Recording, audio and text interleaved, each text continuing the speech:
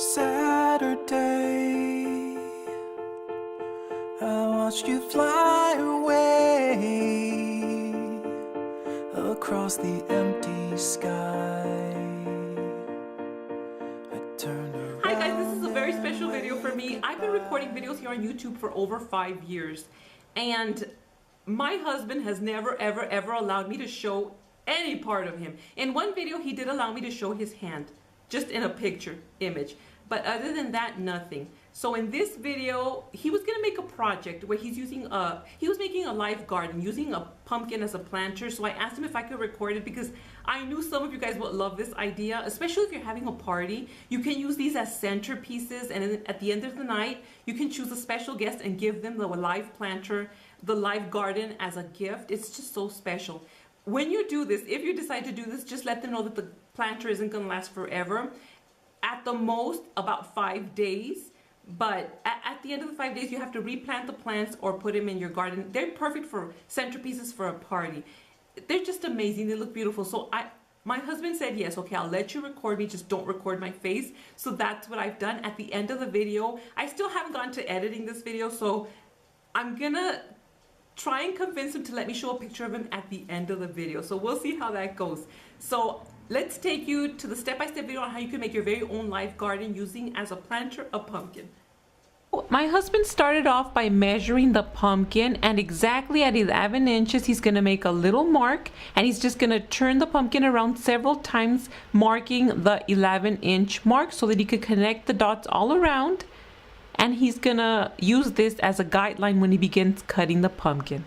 So now it's time to cut the outline using a knife, and it looks very simple, but I'm sure it isn't that simple. That's why I asked my husband if he would do it, and for him it was no problem. Here he's gonna open the top, and you guys are gonna see all the gushy stuff. Oh my goodness, this gets me every time. So now just empty out the insides of the pumpkin on a little plate. Actually, when my husband was cleaning it out, somebody stopped their car and asked us if they could have the insides of the pumpkin. That was really strange, but they took it. So just clean out your pumpkin, however, whichever way it's easier for you, using the tools that are easiest for you. He's using a spoon.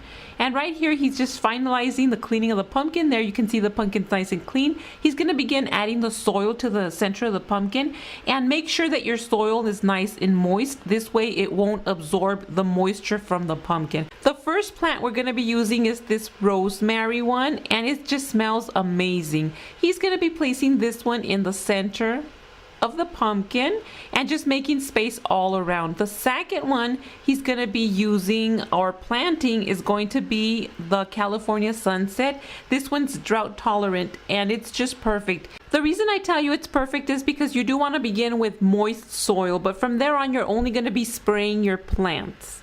I'm also using a blue giant here. I just wanted different types of plants that were drought tolerant and that were different textures and different tones of green. And he's just setting these all around, several of these. And then the third one I chose, I believe it's the third one, it's the elephant bush. And this one's just also amazing. It's taller than the rest of them other than the rosemary, and it just gives that perfect height the plant needed. So he's just going around fixing the little plants. We also decided to add some moss, and it's reindeer moss, and the reason we're doing this, like I said, is because we're not going to be watering the plant because we want our pumpkin to last as long as possible. So he's just going around adding that moss, and when you spray your plant, this will help the moss stay nice and moist, and it'll help your little plants. One thing my husband asked me not to forget to tell you guys is to add a cardboard or some type of little plate under your pumpkin just in case it becomes moist. You won't get any staining. I found this mushroom at the 99-cent store, and I thought it would just add the perfect touch.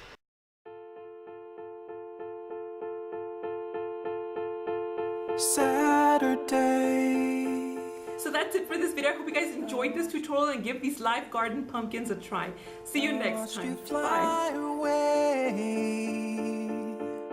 across the empty sky. I turned around and waved goodbye, and now it's me alone.